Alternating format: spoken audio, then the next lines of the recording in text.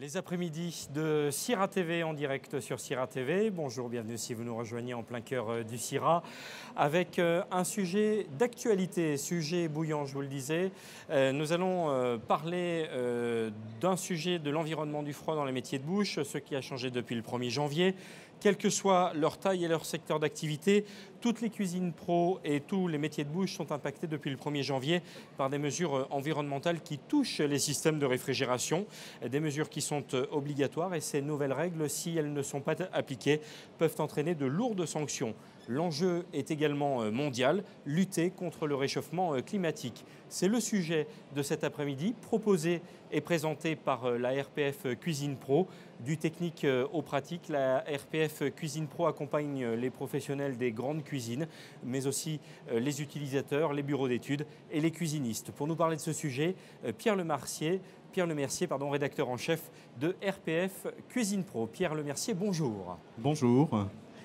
Bien écoutez, merci d'avoir ainsi introduit le sujet. Oui, un sujet particulièrement d'actualité, on l'a dit, puisque les règles qu'on va vous évoquer s'appliquent à partir de ce début d'année. Alors pour parler de ce thème, j'ai invité des professionnels qui connaissent parfaitement ce sujet.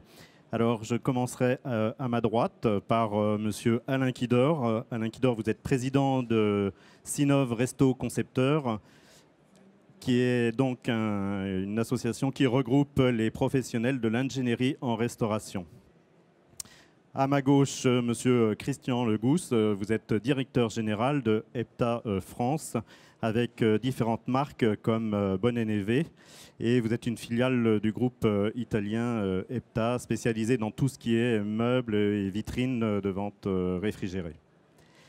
Et à votre gauche, donc Monsieur Legousse, nous avons Philippe Roy, qui est secrétaire général du SNEFCA. Le SNEFCA qui est, comme vous le connaissez certainement, le syndicat national des entreprises du froid, des équipements de cuisine professionnelle et du conditionnement de l'air. Donc on le disait, c'est un sujet particulièrement actuel puisque il y a ces différentes réglementations qui se mettent en place.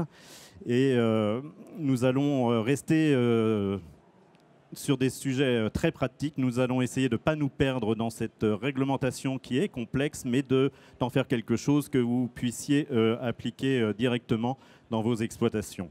Alors, le premier point de cette réglementation, c'est en fait la fin totale des HCFC. Alors, HCFC, vous connaissez peut-être plus le sigle de R22, qui est un fluide frigorigène utilisé dans de très très nombreuses installations jusqu'ici, sauf que la réglementation depuis quelques années s'est mise en place et a évolué. Philippe Roy, est-ce que vous pouvez nous faire un point sur cette réglementation et cette fin du R22, puisqu'on n'a plus le droit de l'utiliser normalement aujourd'hui? Alors en fait, ce n'est pas que depuis aujourd'hui, c'est depuis le 1er janvier de cette année. Il n'est plus possible d'utiliser donc ces fameux R22, qu'ils soient neufs, recyclés ou régénérés. Alors par contre, ce qu'il faut préciser aussi, c'est que des installations qui fonctionnent actuellement avec ces produits et qui ne connaissent pas de problème particulier peuvent continuer à fonctionner. Le seul petit problème qui pourrait surgir ultérieurement, c'est que s'il y a une fuite sur cet équipement à partir de maintenant, il ne sera plus possible de compléter la fuite avec du produit R22. Alors, ce sous-entend donc qu'il y a deux solutions, et notamment c'est celle que nous préconisons en tant que professionnels du froid, c'est de retirer complètement le R22 qui reste dans la station après une fuite, et dans ce cas-là, le R22 doit être détruit. Et donc, il faut changer de fluide et passer avec un autre fluide pour pouvoir continuer à faire fonctionner l'installation.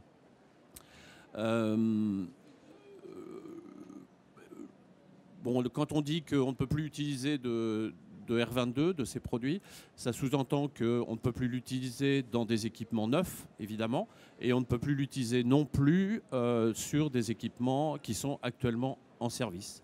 Voilà. Merci de ce point. Monsieur Legousse, je me tourne vers vous par rapport au parc qui fonctionnerait encore au R22. Est-ce que vous avez une idée de la proportion de matériel encore en service ?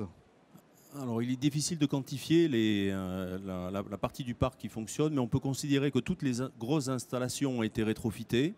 L'essentiel des toutes petites, qui sont comme les armoires, qui se renouvellent plus régulièrement, l'ont été aussi. Mais il y a quand même un certain nombre d'installations de taille intermédiaire, des groupes de condensation, qui tournent toujours au R22, ce qui peut poser un problème. Mais ce n'est pas la grande majorité quand même. Quand vous dites rétrofité, pour le public, ça veut dire donc on a changé, on a changé les fluides. On a déjà changé le fluide à l'intérieur de l'installation pour continuer à le faire tourner. Tout à fait. Tout à fait. Merci. Monsieur Kidor, vous, de votre côté, en tant que spécialiste de l'ingénierie en restauration, est-ce que vous connaissez également le parc dans la restauration, quelle qu'elle soit? Non, je pense que... Bon.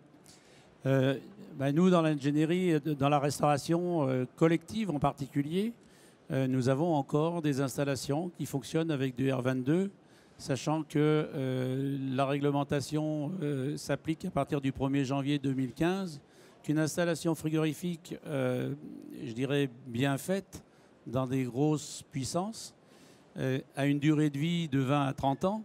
Donc il est évident qu'aujourd'hui, dans des grosses cuisines collectives, hospitalières ou municipales, nous avons encore quelques installations qui fonctionnent avec du fluide R22. Il est évident qu'ils sont soumis à la même réglementation que ce que viennent d'exposer mes collègues à côté. Et donc, lorsqu'ils auront une fuite sur leur installation, eh ben, il faudra pratiquer de la même façon, c'est-à-dire rétrofiter l'installation complètement. Aujourd'hui, sur les petites installations de cuisine, par contre, vous avez deux tailles d'installation, soit les toutes petites, les offices et les petites cuisines, dans lesquelles vous avez des installations avec des compresseurs incorporés dans les meubles. Donc vous achetez des meubles avec des compresseurs qui sont dans le meuble. Il est évident que le jour où le meuble sera en panne, vous serez obligé de le changer. Mais le meuble qui vous sera livré ne posera aucun problème dans la mesure où il sera avec des fluides qui sont d'actualité. La problématique est plus importante sur les cuisines de taille intermédiaire. Dans les cuisines de taille intermédiaire, on n'a encore pas les compresseurs adaptés aux nouveaux gaz qui vont être applicables. Et les équipementiers et les compressoristes sont en train de travailler sur le sujet. Donc actuellement, et jusqu'en 2020, on peut encore utiliser certains fluides, mais il faut penser à 2020 et c'est demain. Alors là, en fait, Monsieur Kidor, vous êtes sur la nouvelle réglementation, celle que l'on va évoquer maintenant, qui est cette réglementation européenne qui existe depuis quelques années et qui s'appelle la F-Gaz, mais qui vient d'être révisée. Et cette révision est entrée en application au 1er janvier 2015, si c'est bien cela, Monsieur Roy. Si vous pouvez nous faire un point donc, sur cette nouvelle réglementation F-Gaz. Oui, donc c'est un règlement en fait, européen que l'on a coutume d'appeler F-Gaz, le F voulant dire fluoré, puisque ça touche les gaz fluorés. Alors il y a 2-3 points importants à bien savoir concernant ce règlement. Le premier, c'est un calendrier d'élimination progressif de ces produits HFC. Donc qui démarre de maintenant, 2015, jusqu'en 2030, avec par étape une réduction par pourcentage de la consommation de ces produits. Ça, c'est le premier point. Le deuxième, c'est qu'il y a une date importante qui touche particulièrement un de ces fluides qui est pratiquement le plus utilisé dans les équipements frigorifiques de froid commercial, de petit commercial et de la restauration, et que l'on appelle donc le R404. Et en fait, les produits R404 neufs ne pourront plus être utilisés, aussi bien en installation neuve, en équipement neuf qu'en maintenance, à partir du 1er janvier 2020. Et 2020, c'est demain, c'est dans peu de temps. Donc il faut se préparer à ça. Par contre, ce règlement prévoit quelque chose aussi de très intéressant en termes de souplesse dans l'arrêt d'utilisation. Et c'est quelque chose qui a été utilisé, on l'a vu tout à l'heure avec le R22 jusqu'à présent. C'est-à-dire qu'on pourra récupérer donc, le 404, le recycler ou le régénérer et le réutiliser dans des installations ou dans des équipements. Donc ça, c'est bien parce qu'il n'y a pas de mise sur le marché de nouveaux produits. On utilise celui qui est actuellement dans le parc et ça permet de le réutiliser. Alors, je voulais insister également sur un point, c'est que bien qu'il y ait ce calendrier qui a été fixé par le règlement européen de 2015 à 2030, il y a deux choses qui peuvent l'impacter. La première, c'est que la Commission européenne peut, à tout moment, c'est prévu dans le texte, réviser le calendrier. Et donc, elle peut, si les résultats ne sont pas bons, le sévériser et rapprocher les dates. Et la deuxième chose, c'est que les chimistes, les producteurs de ces produits, évidemment, enfin ça paraît humain, vont certainement anticiper la fin des produits et donc ralentir la production, ce qui veut dire que très rapidement, on risque d'arriver, si vous voulez, à une pénurie ou en tout cas une baisse de produits disponibles sur le marché à relativement court terme. Donc voilà les points que je voulais soulever. Les points clés de cette nouvelle réglementation, donc, qui est en vigueur, rappelons-le, depuis ce début d'année. Alors, vous imaginez bien que les industriels, de leur côté, ont dû anticiper, j'imagine, cette réglementation. Qu'est-ce qu'il en est, monsieur Legousse? Quels sont les équipements que vous proposez déjà dès aujourd'hui et peut-être dans l'avenir? Alors, pour parler en termes de fluide et par rapport aux installations, assez paradoxalement, les très grosses installations sont aujourd'hui abouties au niveau technologique. On utilise essentiellement le CO2, mais pas que le CO2. On sait très bien utiliser des fluides naturels pour arriver à ces résultats. Il en est de même pour les toutes petites installations dans les armoires réfrigérées que vous pouvez trouver, donc qui ont besoin de charges inférieures à 150 grammes. On utilise des hydrocarbones de type propane pour ce faire. Ce sont des fluides très efficaces qui marchent très très bien. Ça, ce sont des équipements les hydrocarbones, ce sont ceux qu'on trouve également dans le ménager aujourd'hui. Tout à fait. On est d'accord. Tout à fait. C'est basé sur cette technologie-là.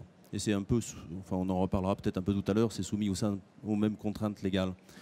Et assez paradoxalement, ce sont les installations de taille moyenne sur lesquelles on n'a pas de solution définitive. À savoir que le 404 est effectivement fortement déconseillé compte tenu des échéances. On a d'autres HFC que l'on peut conseiller, qui sont des fluides dits intérimaires. Ça peut être du 407A, ça peut être du 134A. Donc des fluides, on va dire, qui peuvent être utilisés actuellement, mais qui n'ont pas vocation à durer très longtemps. Sachant que les chimistes actuellement préparent des HFO, des nouvelles générations de fluides, mais qui ne sont toujours pas aboutis.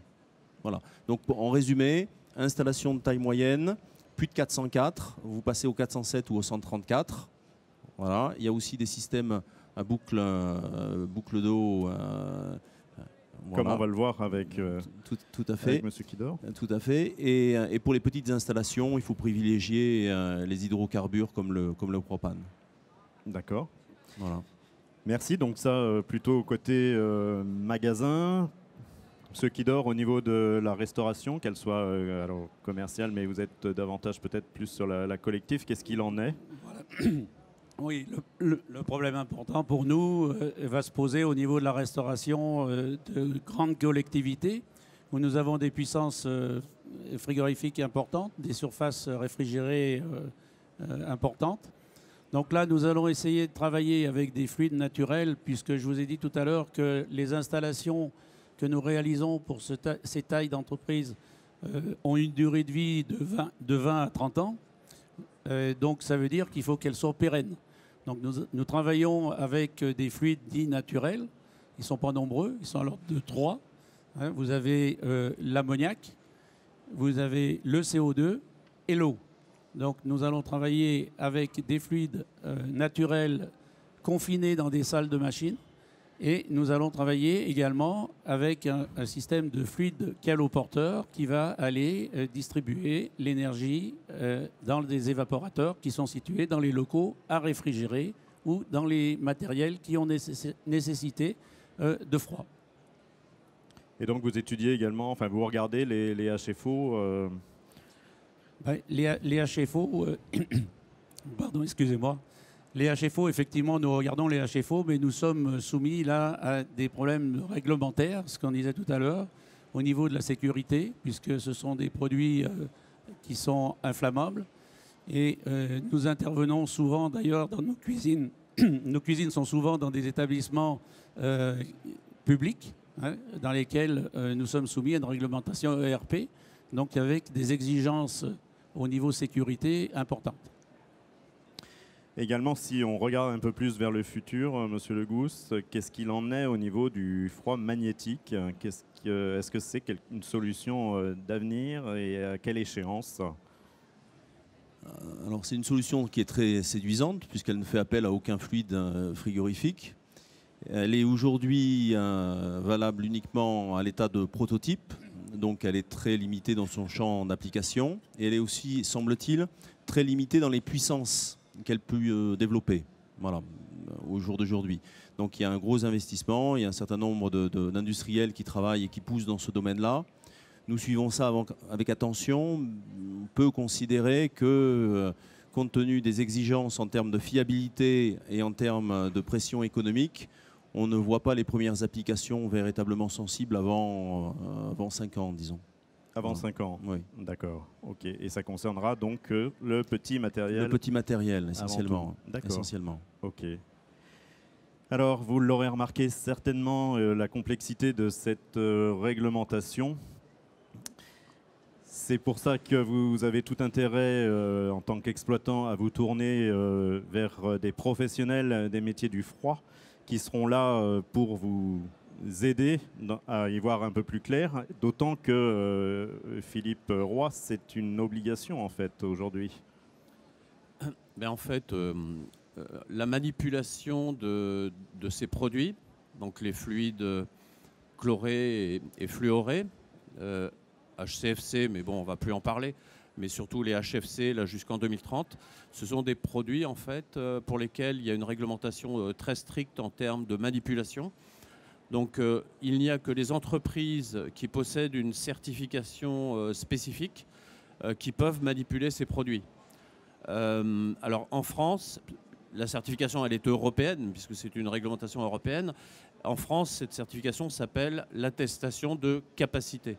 Donc une entreprise qui met en œuvre des équipements frigorifiques, qui les entretient, qui les dépanne, etc.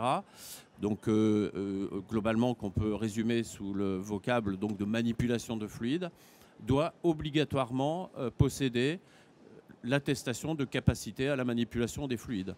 Alors, sur le plan pratique, si vous voulez, ce qui est toujours un peu délicat pour un utilisateur, c'est de savoir quelle entreprise possède cette fameuse attestation de capacité. Donc il y a deux sources d'information. Une qui est sur le site du ministère de l'écologie. Donc il y a une liste nationale des entreprises qui ont cette certification. Et puis, tout récemment, l'ADEME a été chargé par les pouvoirs publics de gérer cette liste. Et donc, il y a un site qui s'appelle SYDEREP, SYDEREP, sur lequel tout le monde peut retrouver, par localisation géographique, les entreprises qui possèdent la capacité dans un secteur déterminé. D'accord, merci pour ces informations pratiques. Alors en fait, on pourrait se dire, mais pourquoi cette réglementation qui est particulièrement complexe, contraignante? Est-ce que c'est simplement un souhait des industriels de voir le parc se renouveler? Quel est le fondement exact de cette réglementation, Philippe Roy, si vous pouvez nous la rappeler? En fait, globalement, de toute façon, c'est une réglementation de protection de l'environnement, mais sous deux angles. Le premier angle, dont vous avez entendu parler, je pense, à une époque, c'est la problématique en fait, de la raréfaction, de la disparition de la couche d'ozone. Donc la couche d'ozone est en fait une couche protectrice de la Terre, notamment par rapport aux rayons néfastes du Soleil. Et à un moment donné, on s'est aperçu que les molécules de chlore, en particulier donc, dans ces produits, dans ces fluides frigorigènes, attaquaient en fait, et détruisaient la couche d'ozone stratosphérique. D'où un certain nombre d'accords internationaux, de la réglementation européenne et évidemment française pour limiter ces produits. C'est le cas du R22 dont on parlait tout à l'heure. Alors, ce qui est intéressant, c'est que tout ce qui a été mis en œuvre jusqu'à présent a donné des résultats, puisque les dernières estimations qu'on a eues d'experts internationaux montrent que la couche d'ozone s'est reconstituée et qu'elle atteindra quasiment son niveau antérieur aux alentours des années 2040. Donc ça veut dire que la mobilisation de tous, et en particulier de notre profession, dans cette affaire-là, a donné des résultats. Le deuxième volet, et là on parle des HFC, donc on parle de 404, c'est la problématique de l'effet de serre. Alors donc ça, c'est quelque chose dont on parle beaucoup actuellement. Donc en fait, il faut limiter les effets de l'effet de serre. Et donc les produits de type HFC ont un impact assez fort sur ce sujet. Donc ce qu'il faut, c'est limiter leur utilisation. Alors pareil, ça a donné lieu à des accords internationaux, comme par exemple le protocole de Kyoto, qui était à la base de toute cette réglementation internationale et européenne. De la réglementation européenne, on vient d'en parler. Et l'idée, donc, c'est de limiter ces produits et limiter l'effet de serre qui a pour conséquence d'augmenter la température au niveau de la surface de la Terre. Donc voilà ce qu'on peut dire simplement. Simplement, sachant que là aussi, ce sont des sujets particulièrement actuels, puisque ça sera l'objectif de la réunion Climat Paris 2015, dont vous avez certainement entendu parler, qui sera une réunion particulièrement importante, puisque là, on ne sera plus dans le cadre européen, mais international. On le voit, donc, cette réglementation à visée protection de l'environnement. Monsieur Legousse, comment vous sentez notamment les enseignes avec lesquelles vous travaillez au niveau de leur sensibilité à ce sujet-là? Alors, elles sont très sensibilisées au niveau de cette problématique-là. Elles le sont à travers, je dirais, à travers un facteur législatif, puisqu'elles craignent de se retrouver bloquées en termes d'approvisionnement des fluides par rapport à leurs installations. Voilà. Elles le sont aussi en termes de valeur. C'est quelque chose qui s'impose de plus en plus, je dirais, par rapport à leurs clients. Donc c'est un facteur qui est déterminant. Et on le voit à travers les résultats où je discutais avec des grandes enseignes d'indépendants qui m'expliquaient que la totalité de leur parc était aujourd'hui sans HCFC, sans le fameux R22 dont on parlait tout à l'heure. Donc il y a eu de véritables investissements qui ont été faits, il y a eu un véritable accompagnement et qui va même au-delà à travers les démarches de réduction d'économie d'énergie qui vont, je dirais, un petit peu au-delà de mais dans la même logique de préservation de l'environnement qui sont actuellement en cours. Au niveau de la restauration hors domicile, la sensibilité à ce sujet, à cette... La sensibilité est là, effectivement, et nous employons, nous, bureaux d'études, à informer nos clients.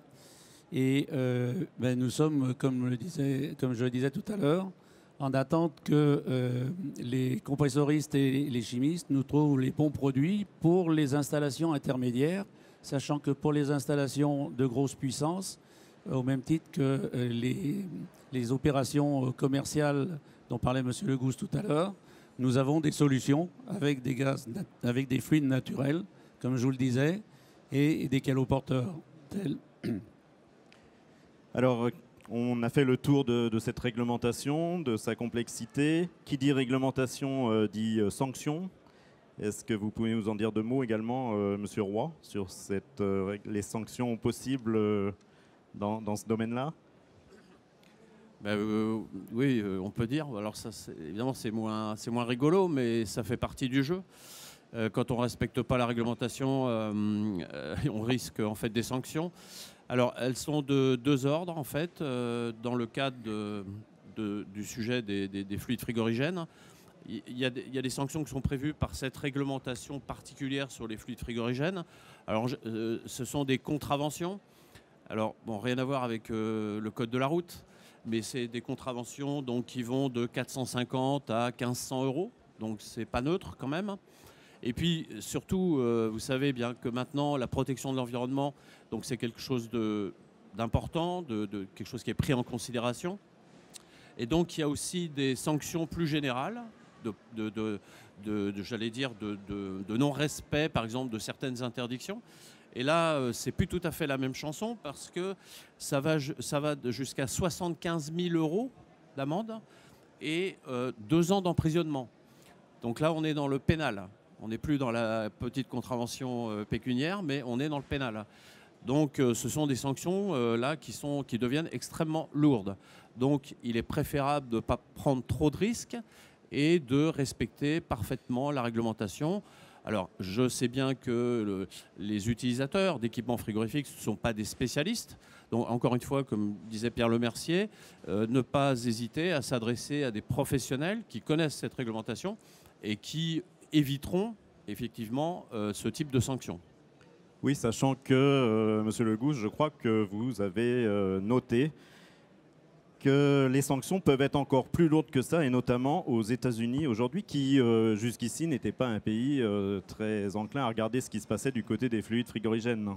Non, effectivement, et nos amis américains sachant être énergiques quand ils le veulent, il y a une condamnation qui date d'octobre 2013 à 31 mois dans une prison fédérale pour avoir vidé 49... Alors il faut dire qu'ils les avaient dérobés auparavant, hein, mais la condamnation, la deuxième condamnation, c'est uniquement par rapport au fait d'avoir laissé s'échapper du R22, non un HCFC, dans la nature.